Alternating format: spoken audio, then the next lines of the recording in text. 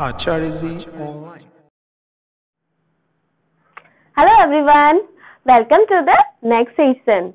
In previous session, you have seen about what is physical changes, and in this session, what?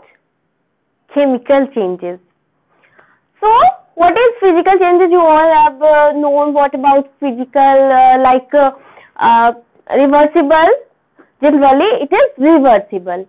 But what is happening in chemical reaction or chemical change? Chemical change is also known as what? Chemical reaction. So let's discuss about chemical reaction or changes.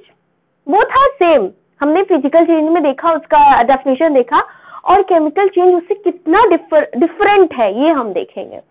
So what is chemical change? इसके पहले definition देखते हैं हम. Chemical change क्या? Chemical properties में जब changes आते हैं, कोई भी सब्सटेंस में फिजिकल प्रॉपर्टीज भी होते हैं और केमिकल प्रॉपर्टीज भी होते हैं. तो जब किसी सब्सटेंस में केमिकल के थ्रू जब चेंजेस आते हैं तो उसको हम क्या बोलते हैं? Chemical changes. ओके, तो डेफिनेशन क्या होगा? A change occurs. कोई भी चेंज कब होता है? When one or more substance is react with one और more substance, it gives us new substance, new and और भी more substance जो देता है. तो वो ऐसे रिएक्शन को हम क्या बोलते हैं? केमिकल रिएक्शन, और इसी को हम केमिकल चेंजेस भी बोलते हैं. तो हम क्या लिख सकते हैं इसका डेफिनेशन कि the change occurs when one or more substances are converted into one or more substances, new substances. एक सब्सटेंस भी नहीं बनता है, और भी कई सारे सब्सटेंस बनते हैं. लाइक आप देखोगे कि जब बहुत दिन आप गार्डन में जाते हो, कभी बारिश के बाद आप गार्डन में जाना, तो वहां जो लोहे के बेंचेज रखे होते हैं, आयरन बेंचेज जो रखे होते हैं, उसमें आप ना एक ब्राउन पाउडरी जैसा कुछ देखोगे लगा. वो क्या होता है? रस्टिंग. These are rusting. वो जंग लगता है.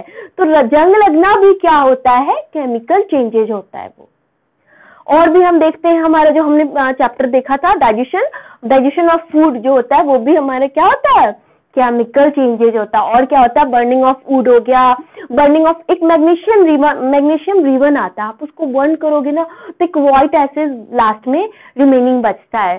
ठीक है, कोई ऐसा चेंज है जिसमें लास्ट में न्यू सब्सटेंस बने ही, और उसमें बहुत तरीके के एनर्जी भी रिलीज होते हैं. जैसे कि फिजिकल चेंजेस में हमने क्या देखा था कि ना लाइट एमिट होता था, ना हीट एमिट होता था, ना ही किसी प्रकार की ऐसी कोई एनर्जी एमिट होती थी. ठीक है, और वो चेंज हो जाता था. बट हम केमिकल रिएक्शन और चेंजेस में क्या देखेंगे कि बहुत तरीके की हीट एनर्जी, लाइट एनर्जी भी, इसमें इलेक्ट्रिसिटी भी कभी कभी इसमें एमिट होता है. ठीक है, तो ये सबसे बड़ा डिफरेंस होता है केमिकल चेंजेस और फिजिकल चेंजेस में. तो आपका क्या एग्जांपल हो गया? आपका रस्टिंग हो गया.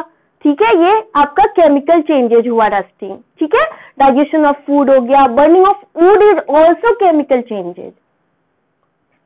बर्निंग ऑफ वुड कैसे केमिकल हुआ कि लकड़ी जल के फिर वो राख में बदल गया, तो न्यू सब्सटेंस फॉर्म हो गया. पहले वो वुड था, बाद में वो क्या हो गया? ऐश में बदल गया. ऐश मतलब होता है राख. ठीक है, और क्या होता है जब विनेगर और बेकिंग सोडा को हम एक साथ रिएक्ट करवाएंगे तो वो भी क्या हुआ? एक तरीके का केमिकल चेंज हुआ.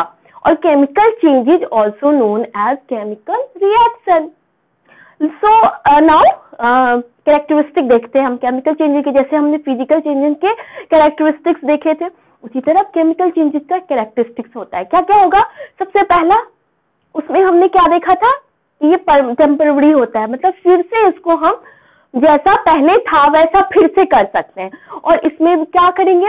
ये जब चेंज एक बार हो गया तो ये फिर परमानेंट हो जाएगा. तो फर्स्ट इसका कैरेक्टरिस्टिक क्या होगा? It is permanent. Chemical changes is permanent. Next one is new substances are form. Physical change में क्या हो रहा था? न्यू सब्सटेंस फॉर्म नहीं हो रहे थे, बट इसमें क्या होगा? New substances are form. Next one is what? Forms of energy. अभी मैंने बात की ना, forms of energy, heat energy, light energy, electricity में बी एमिटेड. कभी कभी क्या होता है? एमिट होगा. जैसे आप देखोगे धुआं निकलता है, लकड़ी को जलाते हैं तो क्या होता है? स्मोक भी आता है ना, तो धुआं भी निकलता है और फिर आग बन जाता है. तो बहुत सारी थिंग्स है जो जनरेट होते हैं केमिकल रिएक्शन में. और एक और क्या रह गया था? फिजिकल चेंजेस क्या होता है? हमेशा देखा जाता है जनरली रिवर्सिबल होता है, और ये क्या होता है, जनरली इरिवर्सिबल होगा। अगर एक बार चेंज हो गया तो हम इसको फिर से चेंज नहीं कर सकते हैं। इसी तरह से आप लोगों का एक वर्क हो गया, एक असाइनमेंट वर्क हो गया कि आप पता लगाओ कि आपके सामने आपके इन्वायरमेंट में जितने भी चेंजेज हो रहे हैं वो किस किस टाइप के चेंजेस हो रहे हैं। हम हमेशा सुबह उठते हैं, शाम रात के सोते वक्त तक चेंजेस होते रहते हैं। आपको यह असाइन करना है कि कौन सा चेंज कैसा है। किचन में आप जाओगे तो किचन में भी आपको काफी सारे चेंजेस मिलेंगे, तो आपको पता करना है ये कौन सा चेंज है। आप ऐसा एक लिस्ट तैयार करो कि list of physical changes and list of chemical changes. तो ये आपका वर्क रहा, आप घर पे ये काम कर सकते हो। Next thing is what, that is rusting. अभी मैंने रस्टिंग की बात की। आखिर ये रस्टिंग होता क्या है? What is rust? What do you understand by rust? No one. जंग लगना सब जानते हैं, जंग होता है। रस्ट का मतलब क्या होता है? जंग। लेकिन ये जंग एक्चुअली क्या होता है? तो हम इसको अभी डिटेल्स में जानेंगे, रस्टिंग के भी बारे में और रस्ट कैसे लगता है इसके बारे में भी। किसी भी आयरन मेटल को, इफ आयरन मेटल, आप सब लोग जानते हैं आयरन मेटल जो आपका लोहे का कुछ भी बना हुआ बेंच होता है, आपका लोहे का कढ़ाई है, लोहे का तवा, कुछ भी आपके घर में अगर लोहे का है, तो if any iron metal are left over in air, open air, ठीक है, open air for some time or long time, they get coated with a brown powdery substances called rust. उसी को हम क्या बोलते हैं? रस्ट। क्या? कोई भी आयरन का सब्सटेंस हम उसको कुछ दिन के लिए बाहर छोड़ देते हैं, एयर के कांटेक्ट में जब आता है, और थोड़ा मॉइस्ट एयर, मतलब एयर में, हवा में पानी की मात्रा होती ही है, और जब उससे वो रिएक्ट होता है आयरन के साथ, मॉइस्ट एयर क्या करते हैं? रिएक्ट कर लेते हैं। जैसे ही रिएक्ट करते हैं उस आयरन पे कैसा हो जाता है? भूरे कलर का पाउडरी सब्सटेंस उस पे कोट हो जाता है। कोट मतलब उस पे जैसे हम लोग पेंट करते हैं तो उसको क्या कि हम कोट किए, तो उसी तरह आयरन पे वो कोट हो जाता है। उस सब्सटेंस को हम क्या बोलते हैं? रस्ट। और इस प्रोसेस को हम क्या बोलते हैं? Yes, rusting. इस प्रोसेस को हम क्या बोलते हैं? Rusting. So all of you understand what is rusting? If iron metal are left over in open air for some time or long time, they get coated with a brown powdery substance are called what? Rust. And this process or this phenomena is known as rusting. When occur? It is when occur? कब होता है ये? If iron comes in contact with moist air. जब ये iron moist air के contact में आएगा तब इसको रिप्रेजेंट भी किया जाता है। कैसे रिप्रेजेंट करते हैं? आयरन का फॉर्मूला Fe होता है, हम सब जानते हैं Fe, फेरस होता है आयरन का फॉर्मूला। Fe प्लस ऑक्सीजन का क्या? O2 लेंगे और फिर water, Fe plus O2 plus H2O, H2O what is? Water, and O2 from air, air का ऑक्सीजन जो लिया वो हमने O2, और क्या बन गया? ये रिएक्ट करके क्या बना दिया? Fe2O3, that is known as rust. ये क्या होता है? रस्ट, और इसको हम फेरिक ऑक्साइड भी बोलते हैं। ठीक है, तो ये हो गया आपका रस्टिंग। आपने देखा केमिकल चेंजेस का कैरेक्टरिस्टिक, केमिकल रिएक्शन भी, केमिकल चेंज को हम केमिकल रिएक्शन भी बोलते हैं, और केमिकल चेंज क्या होता है इसके बारे में हमने समझ लिया है। ठीक है, सो रस्टिंग हो गई। तो रस्टिंग तो किसी भी, अगर आयरन में रस्टिंग होता जाएगा तो क्या होगा? एक टाइम आएगा, सर्टेन पीरियड आएगा जो क्या होगा? आयरन टूट जाएगा। लेकिन कुतुब मीनार का जो 2 रॉड है वो ना आयरन का बना होता है। आखिर उस पे ऐसा क्या है जिससे कि 1600 पुराना है, वो 1600 साल पुराना है, लेकिन उसमें ना रस्टिंग नहीं होती है। तो कैसे ये प्रिवेंट होता है? वैसे कुतुब मीनार की जो बात है वो थोड़ी मिराकल भी उसको माना जाता है, लेकिन बहुत हद तक प्रिवेंशन भी की गई। आखिर क्या क्या वो प्रिवेंशन है, कैसे हम आयरन को रस्टिंग से बचाए? तो इसके लिए जो सबसे पहला मेथड होता है वो क्या होता है? गैल्वेनाइजेशन। अब आप लोग सोचते हो गैल्वेनाइजेशन क्या होता है?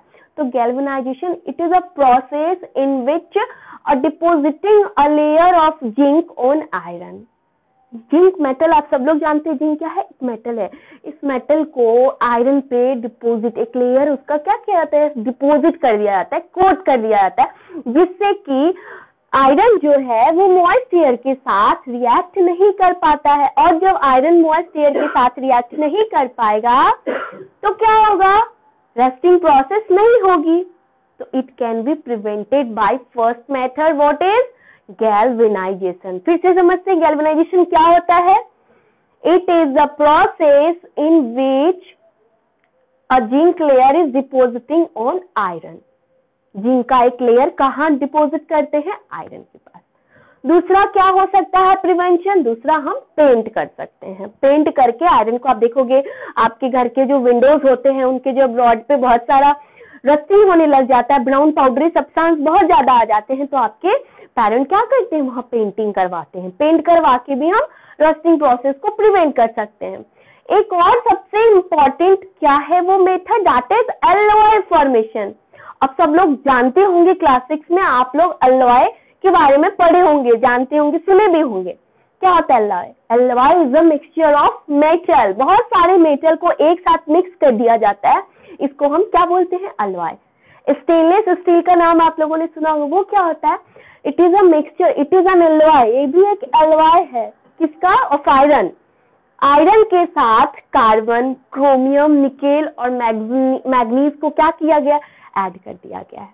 तो बहुत सारे मेटल मिक्स हो गए और एक एलॉय हो गया। और स्टेनलेस स्टील में भी क्या होता है, एलॉय फॉर्मेशन। स्टेनलेस स्टील में जंग नहीं लगता है। क्यों नहीं लगता, क्योंकि बहुत सारे मेटल, एक मेटल है तो बहुत, अगर आयरन है तो रस्टिंग होगी, लेकिन उसमें आयरन के साथ बहुत सारे मेटल को हमने ऐड कर दिया, तो इससे क्या होगा, रस्टिंग प्रोसेस प्रिवेंट हो जाएगा। सो हमने रस्टिंग देखा, और rusting is a very dangerous भी बोल सकते हैं, क्योंकि आयरन को खत्म करता, डिस्ट्रॉय करता रहता है, डिस्ट्रक्टिव प्रोसेस है।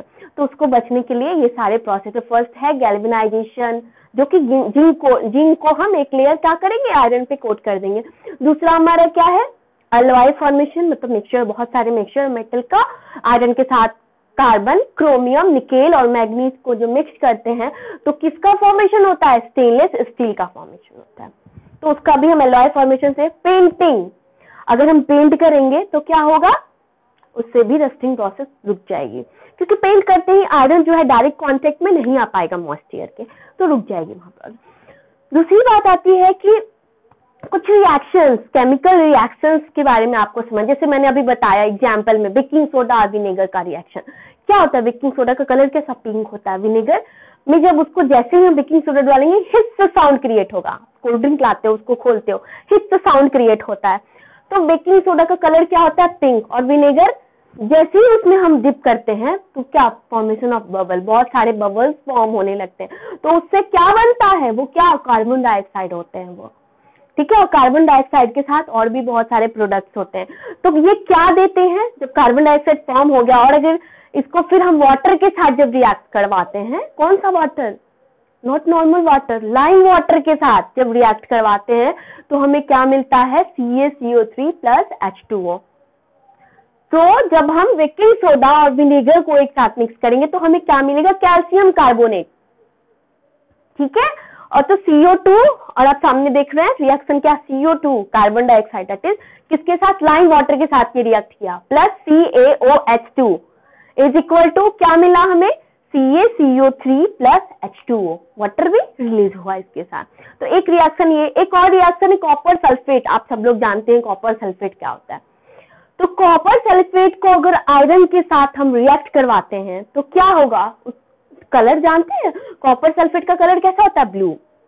और आयरन किस कलर का होता है, आयरन में आयरन का कलर नहीं है कोई। अगर कॉपर सल्फेट ब्लू कलर का होगा, सॉल्यूशन हमने तैयार कर लिया, उसके साथ हमने किसको रिएक्ट करवाया, आयरन को रिएक्ट करवाया, उसके बाद हमें क्या मिलेगा, ऑब्वियसली आयरन सल्फेट मिलेगा। वो किस कलर का मिलेगा, ग्रीन कलर का।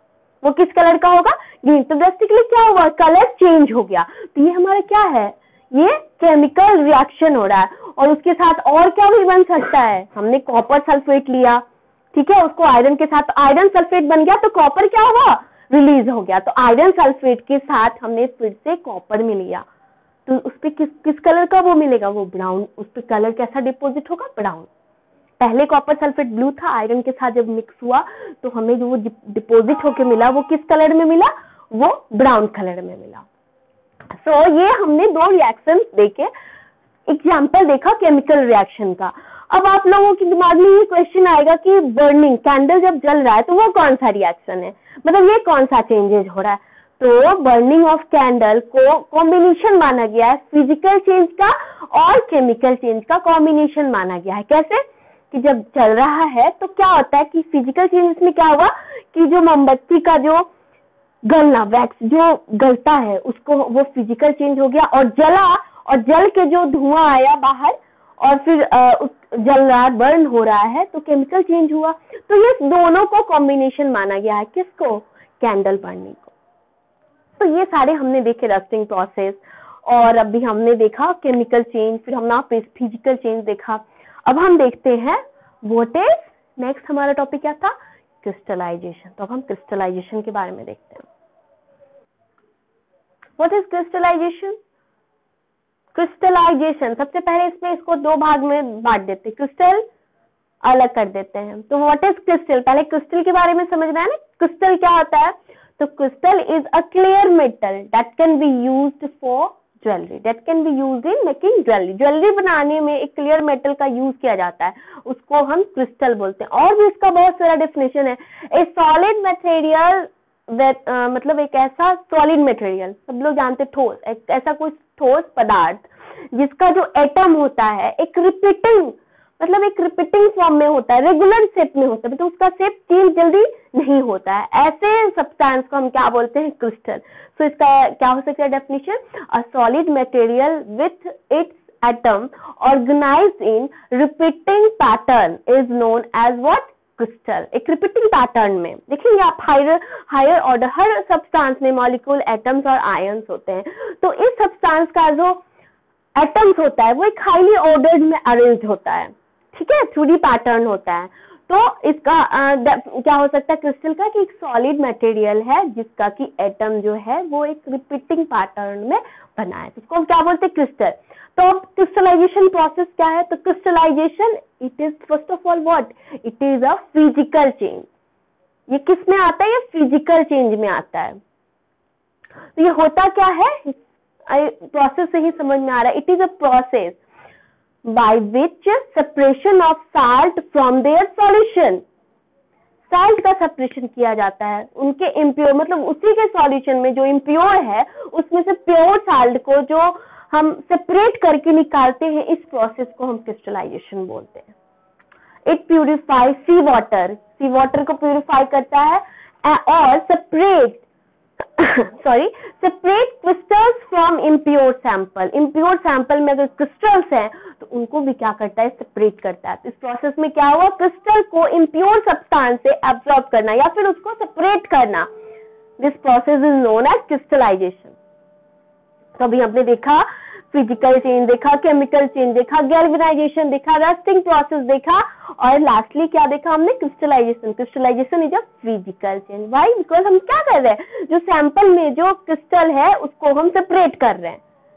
तो हमारा ओवरऑल हमारा जो ये चैप्टर था physical change and chemical change, ये फिनिश हो गया। Okay, thank you.